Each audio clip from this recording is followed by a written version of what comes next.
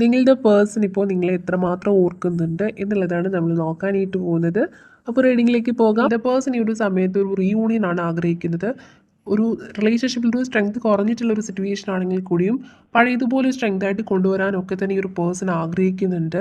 Because ആ ഒരു person നിങ്ങൾ ഭയങ്കരമായിട്ടുള്ള അഡിക്റ്റഡ് ആണ്. ഇവിടെ നിങ്ങൾ കുറേ പേരെങ്കിലും റിലേഷൻഷിപ്പ് ഒന്ന് സ്റ്റക്ക് ആയിട്ടിരുന്ന സമയത്ത് ഒരുപാട് മാനിഫെസ്റ്റ് ചെയ്തിട്ടുണ്ട്, ഒരുപാട് പ്രാർത്ഥിച്ചിട്ടുണ്ട്. ഒരു സ്പിരിച്വൽ വേയിലൂടെയൊക്കെ തന്നെ നിങ്ങൾ കുറേയധികം മൂവ് ചെയ്തിട്ടുണ്ട് ആ ഒരു ടൈമിൽ. സോ അതിൻ്റെയൊക്കെ ഒരു ബലം എന്നോണം ഈ ഒരു സമയത്ത് നിങ്ങളുടെ പേഴ്സൻ്റെ മനസ്സിൽ ഭയങ്കരമായിട്ട് നിങ്ങൾ എക്സ്പെക്റ്റ് ചെയ്യുന്നതിനേക്കാൾ ഉപരിയായിട്ട് ഇങ്ങനെ നിങ്ങളെക്കുറിച്ചിട്ട് തന്നെ ചിന്തകൾ വരികയാണ്. ഇൻ കേസ് അവർ നിങ്ങളെക്കുറിച്ച് ഓർക്കാണ്ടിരിക്കുന്ന സമയത്ത് പോലും യൂണിവേഴ്സായിട്ട് തന്നെ അവർക്ക് ഓരോ സയൻസ്, അതായത് നിങ്ങളെപ്പോലെ സാദൃശ്യം തോന്നുന്നവരായിക്കോട്ടെ, അല്ലെങ്കിൽ നിങ്ങളുടെ സൗണ്ട് ഉള്ളവർ നിങ്ങളുമായിട്ട് കണക്ട് ചെയ്യുന്ന പല കാര്യങ്ങളും അവർ കാണുന്നുണ്ടായിരിക്കാം. നിങ്ങളുടെ പേര് എവിടെയെങ്കിലും കാണുന്നുണ്ടായിരിക്കാം. അങ്ങനെ പല രീതിയിൽ അവരുടെ മനസ്സിലേക്ക് ഓർമ്മകൾ വന്നുകൊണ്ടിരിക്കുകയാണ്. ഇപ്പോൾ നിങ്ങൾക്കും ഈ ഒരു മാറ്റം നിങ്ങൾക്കും ഫീൽ ചെയ്യുന്നുണ്ടായിരിക്കാം. ഒരുപാട് നാളായിട്ടും ഒരു കോൺടാക്റ്റ് ഇല്ലാത്തൊരു പേഴ്സൺ, അല്ലെങ്കിൽ നേരിട്ട് കണ്ടാൽ കൂടിയും എന്തെങ്കിലും രീതിയിൽ ചിലപ്പോൾ സംസാരിക്കാനൊന്നും തന്നെ നിങ്ങൾ ആഗ്രഹിച്ച സമയത്ത് പോലും ഒരു നോട്ടം കൊണ്ട് പോലും നിങ്ങളെ അങ്ങനെയൊന്നും നോക്കാത്തൊരു പേഴ്സൺ നിങ്ങളിലേക്ക് അട്രാക്റ്റഡ് ആയിട്ട് ഇപ്പോൾ നിങ്ങളെ കൂടുതലായിട്ടും കോൺടാക്റ്റ് ചെയ്യാനായിട്ട് തയ്യാറെടുത്ത് നിൽക്കുന്ന ഒരു എനർജി നിങ്ങൾക്കും ഫീൽ ചെയ്യുന്നുണ്ടായിരിക്കാം. അതിൻ്റെ ഒരു ഭാഗമെന്നോണം നിങ്ങൾക്കൊരു സൂചന എന്നോണം ചിലർക്കെങ്കിലും ഒരു മിസ് കോൾ ആയിട്ടോ അല്ലെങ്കിൽ ഒരു മെസ്സേജ് ആയിട്ടോ, അതുമല്ലെങ്കിൽ നേരിട്ട് കാണുമ്പോൾ പോലും ചിലപ്പോൾ നിങ്ങൾ ആഗ്രഹിച്ച സമയത്ത് നിങ്ങളെ ഒരു നോട്ടം കൊണ്ട് പോലും ഒന്ന് നോക്കുക പോലും ചെയ്യാത്തൊരു പേഴ്സൺ ആണെങ്കിലും ഈ ഒരു പേഴ്സൺ ഇപ്പോൾ നിങ്ങളെ എന്താണ് കുറേയധികമായിട്ട് ഇങ്ങനെ നിങ്ങൾക്കറിയാം ആ ഒരു പേഴ്സൺ നിങ്ങൾ അട്രാക്റ്റഡ് ആകുന്നുണ്ട് എന്നുള്ളത്. കുറച്ച് പേരുടെയെങ്കിലും ഒരു ക്രഷ് ആയിരിക്കാം ഈ ഒരു പേഴ്സൺ എന്ന് പറയുന്നത്. അപ്പോൾ എന്ത് തന്നെയാണെങ്കിലും അവർ നിങ്ങളിലേക്ക് വരാനായിട്ട് ഈ ഒരു സമയത്ത് ഒരുപാട് ആഗ്രഹിക്കുന്ന ഒരു എനർജിയാണ് അവിടെ കിട്ടുന്നത്.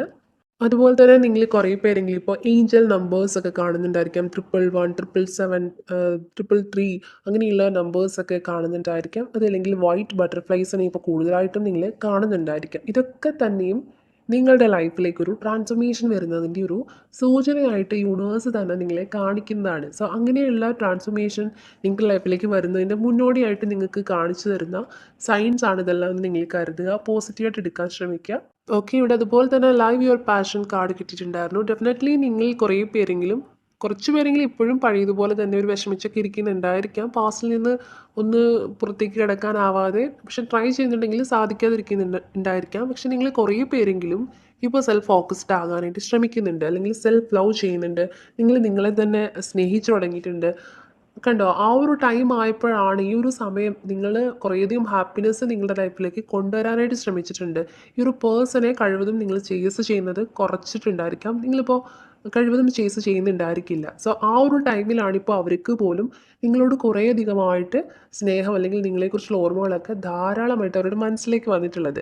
ഞാൻ ഈ ഒരു കാര്യമാണ് പലപ്പോഴും റീഡിങ്ങിൽ ഉൾപ്പെടുത്തുന്നത്. അല്ലെങ്കിൽ നിങ്ങൾ മാക്സിമം ഹാപ്പി ആയിട്ടിരിക്കാൻ ശ്രമിക്കുക, മാക്സിമം പോസിറ്റീവായിട്ടിരിക്കാൻ ശ്രമിക്കുക എന്നുള്ളത്.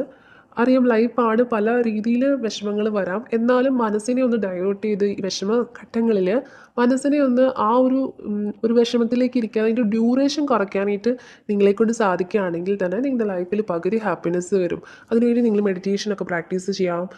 അതുവഴി നിങ്ങൾക്ക് മൈൻഡിനെ ഒന്നുകൂടി കൺട്രോൾ ചെയ്യാനായിട്ട് സാധിക്കും. അപ്പോൾ ഈ ഒരു കാര്യം ഞാൻ പറയുന്നത്, നിങ്ങൾ കുറേ പേരെങ്കിലും ഇപ്പോൾ സെൽഫ് ഫോക്കസ്ഡ് ആയിട്ടുണ്ട്. അപ്പോൾ നിങ്ങളുടെ ലൈഫിൽ കുറച്ചൊരു ഹാപ്പിനെസ് പതിയെ പതിയെ വരുന്നുണ്ട്. ഈ ഒരു സമയത്ത് ഈ ഒരു പേഴ്സൺ ഒരു മിറക്കിൾ പോലെ തന്നെ നിങ്ങളിലേക്ക് വരും. സോ അതുകൊണ്ട് തന്നെ നിങ്ങൾ എപ്പോഴും ഇങ്ങനെ അവരെ ചേസ് ചെയ്ത് അവരെക്കുറിച്ച് ഓർത്തുകൊണ്ടിരിക്കുന്ന സമയത്തൊന്നും തന്നെ അവർ നിങ്ങളിലേക്ക് വരാനുള്ള ചാൻസ് കുറവാണ്. കാരണം ആ ഒരു സമയത്ത് അവർക്ക് കൂടുതൽ എനർജി പോകുന്നുണ്ട്. ആ ഒരു സമയത്ത് നിങ്ങളിങ്ങനെ വിഷമത്തിലിരിക്കുന്ന സമയത്ത് അങ്ങനെ വരാനുള്ളൊരു സാധ്യത കുറവാണ്. സോ അതുകൊണ്ട് തന്നെ നിങ്ങൾ മാനിഫെസ്റ്റ് ചെയ്തു, പക്ഷേ ഇങ്ങനെ വിഷമത്തോടു കൂടി അവർ വരുമോ എന്നുള്ളൊരു കൺഫ്യൂഷനിലിരുന്ന് അങ്ങനെ വിഷമിക്കാണ്ടിരിക്കുക. ഓക്കെ. അതുപോലെ തന്നെ ന്യൂ ഡോർ ഓപ്പണിംഗ് കാർഡും യോബാർട്ടി ഓഫ് ലവ് കാർഡും കിട്ടിയിട്ടുണ്ടായിരുന്നു. ഡെഫിനറ്റ്ലി ഇവിടെ പോസിറ്റീവായിട്ടുള്ള കാർഡ്സാണ് പിന്നെയും റിപ്പീറ്റായിട്ട് കിട്ടുന്നത്. അതുകൊണ്ട് നിങ്ങൾ പ്രാർത്ഥിച്ചുകൊണ്ട് തന്നെ കണ്ടു തുടങ്ങിയിട്ടുള്ള റീഡിംഗ് ആണെന്നുണ്ടെങ്കിൽ നിങ്ങൾക്കായിട്ട് തന്നെ ഒരു റീഡിംഗ് ആയിട്ട് നിങ്ങൾ കരുതുക. വളരെ പോസിറ്റീവായിട്ട് എടുക്കുക. ഈ ഒരു റീഡിംഗ് കാണുന്ന സമയത്ത് നിങ്ങളുടെ പേഴ്സൺ നിങ്ങളുടെ അരികിലേക്ക് വരുമെന്നുള്ളൊരു എനർജിയോട് കൂടി തന്നെ നിങ്ങൾ റീഡിംഗ് കാണാൻ ശ്രമിക്കുക. കാരണം ഇന്ന് കിട്ടിയിട്ടുള്ള കാർഡ്സൊക്കെ തന്നെ വളരെ കണക്റ്റഡ് ആയിട്ട് വളരെ പോസിറ്റീവായിട്ടാണ്, അങ്ങനെയുള്ളൊരു കാർഡ്സാണ് എല്ലാം തന്നെ കിട്ടുന്നത്. സോ അതുകൊണ്ട് ഇവിടെ കിട്ടിയിട്ടുള്ള ന്യൂ ഡോർ ഓപ്പണിംഗ് കാർഡ്, നിലവിൽ എന്തൊക്കെ തടസ്സങ്ങൾ ഉണ്ടെന്നുണ്ടെങ്കിലും കറണ്ട് സിറ്റുവേഷനിൽ നിങ്ങളും ചിന്തിച്ച് നോക്കുമ്പോൾ കുറേയധികം തടസ്സങ്ങൾ ഉണ്ടായിരിക്കാം. Maybe third party situation ഉണ്ടായിരുന്നിരിക്കാം. അതുകൊണ്ടായിരിക്കാം ചിലപ്പോൾ കുറേ പേരെങ്കിലും സെപ്പറേറ്റഡ് ആയി പോയിട്ടുള്ളത്. പക്ഷേ എന്നാലും എല്ലാം എല്ലാത്തിനും ഒരു വഴി തെളിയാൻ പോകുന്നു. നിങ്ങൾ വിചാരിച്ച പോലെ എല്ലാ ഡോറും ക്ലോസ്ഡ് അല്ല. ഒരു ന്യൂ ഡോർ ഓപ്പൺ ആവാൻ പോകുന്നു.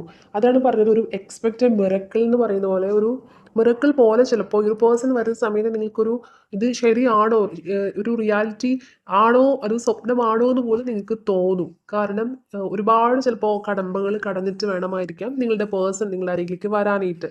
കാരണം അത്രയധികമായിട്ടുള്ള ഒരു തടസ്സങ്ങളൊക്കെ തന്നെ മറികടന്ന് എങ്ങനെ വരും എന്ന് പോലും നിങ്ങൾ തന്നെ കൺഫ്യൂസ്ഡ് ആയിരിക്കാം. അപ്പോൾ ആ ഒരു സിറ്റുവേഷനിൽ ഒരു പേഴ്സൺ വരുന്ന സമയത്ത് നിങ്ങൾ കുറേയധികം ഒരു എന്താണ്, ഒരു സർപ്രൈസ്ഡ് ആയി പോകും എന്നുള്ളൊരു എനർജിയാണ് ഇവിടെ പറയുന്നത്. അതുപോലെ തന്നെ യുവർ വർത്ത് യുവർ ഫ്ലോ എന്നുള്ളൊരു കാർഡ് ഇട്ടിട്ടുണ്ട്. നിങ്ങൾ ഭയങ്കര ജെന്യുവൻ ആയിട്ടും ഈ ഒരു പേഴ്സൺ നിങ്ങളുടെ ലൈഫിൽ നിന്ന് പോകരുതെന്ന് ഒരുപാട് ആഗ്രഹിച്ച പേഴ്സണാണ്, വ്യക്തികളാണ് നിങ്ങൾ.